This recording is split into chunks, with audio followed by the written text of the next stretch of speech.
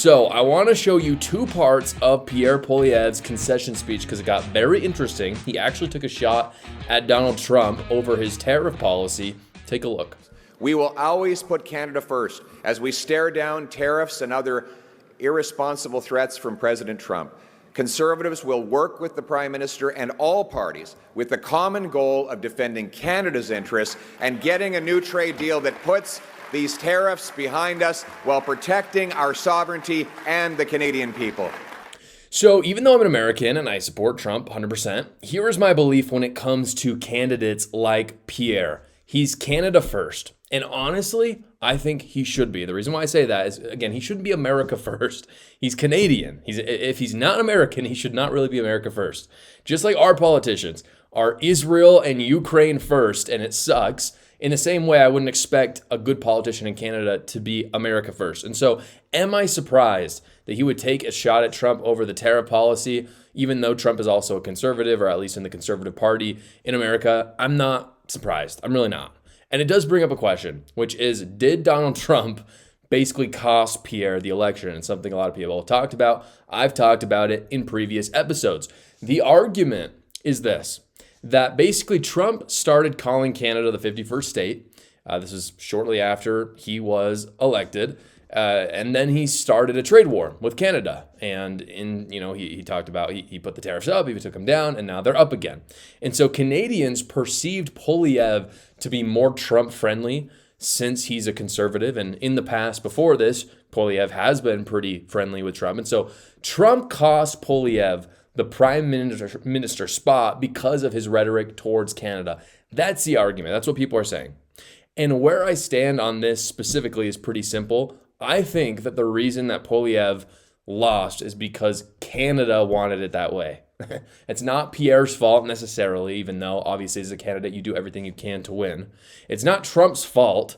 It's Canada's fault. They chose a commie, which is stupid. But at the end of the day, it's Canada's fault. It's not Trump's fault. However, I do have to say this as well. If you look at the data, and you have to believe this, it is impossible to deny this if you look at it. I do believe that if Trump had not said antagonistic things towards Canada, and if he hadn't levied the tariffs on them, I do believe that Poilievre would be the prime minister today. So again, does that make it Trump's fault? I guess, maybe. But at the end of the day, the Canadians voted, and if people are really that stupid that they're going to vote for Mark Carney, that's on them. So again, every time Trump made a Canada 51st joke, Pierre's polls sank. You could see it in the data. That's why I believe that. On January 20th, the day that Donald Trump went into office, Pierre Poilievre's approval rating was higher than any other point. In other words, when Trump basically went up in the polls, so did Pierre. It was undeniable. But every time Trump made a joke, his approval sank. And so again, both things can be true at once. Canadians shouldn't have elected a commie. That's on them. And Trump shouldn't have said those things if he wanted a conservative Canadian prime minister to work with. Maybe he didn't.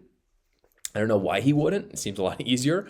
And by the way, this is incredibly close. This is something that we have to talk about. Here is the balance of power in Canada right now, just to show you how close it was. Right now, you see Liberals at 168. The majority in their parliament is 172. Conservative is 144. And then you have these other smaller parties. The Bloc Québécois is a far left party. The NDP is a New Democrat Party, also far left. Green Party, also far left. So it was actually incredibly close. And what you don't see, what that graph doesn't tell you, is that the popular vote, which is what really matters in Canada, Mark Carney only won by 400,000 votes, which is really, really small, like tiny, teeny weeny. Like again, 400,000, think about it in America. Our elections are fairly close. And I think Trump won by like a few million votes. So it was very, very close. You can actually see on Polymarket this kind of closeness happen in real time. What you see, this is just from this year, you can see it right here.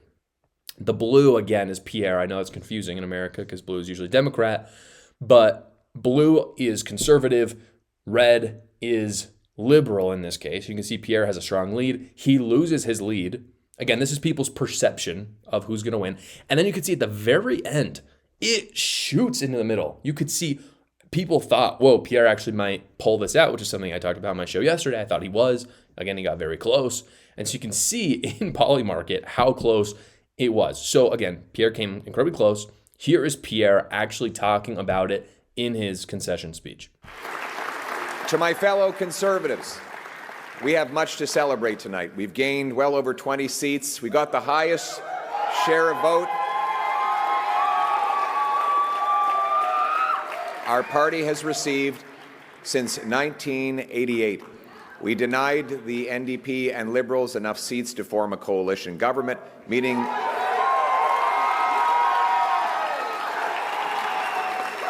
and we did all of this in a very difficult environment. That said, we are cognizant of the fact that we didn't quite get over the finish line yet.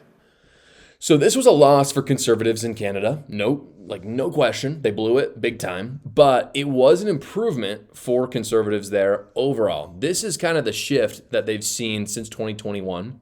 What you see is that all these smaller parties at the bottom have basically lost all their juice. The NDP, the New Democrat Party, lost it.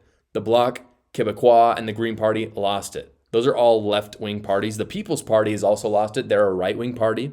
And what you see is all of those people have essentially transitioned into the Conservative Party, which is up 7.6, and the Liberal Party up by 10.9. So the Conservative Party grew, the Liberal Party grew, and what you're seeing is a two-party system essentially emerging in Canada, similar to the United States. And the other parties that used to exist are kind of irrelevant. We'll see if they come back to irrelevance.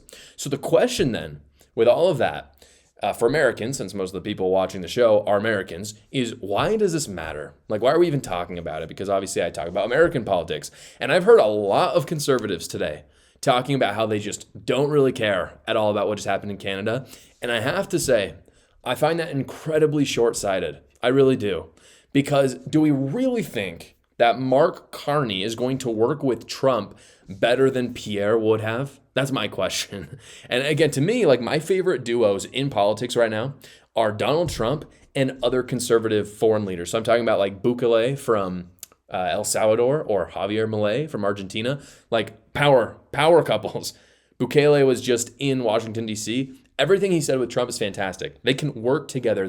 Bukele, for example, is willing to take the deported El Salvadorians, right? He's willing to be cooperative in that way. Do we really think that Mark Carney is going to be cooperative in the same way? That he's going to help Trump have less fentanyl come through the northern border of the United States?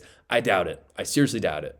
I would rather see someone who works well with Trump in office, and that didn't happen. And again, we can't do that in Canada. It's just not possible for the next so many years until they have more elections. And I think that's a real shame. So yes, I think it matters. It matters a lot. And I think the Trump administration needs to be a little more strategic in the future in getting the conservatives in other countries in power. I know a lot of you guys enjoy reading, and if you're looking for a good book, I wanted to introduce you to my book, A New Cult. It's up on the bookshelf over there. I talk about how the left has literally devolved into a cult, talk about some crazy stories. I know you'll enjoy reading it. I had a great time writing it.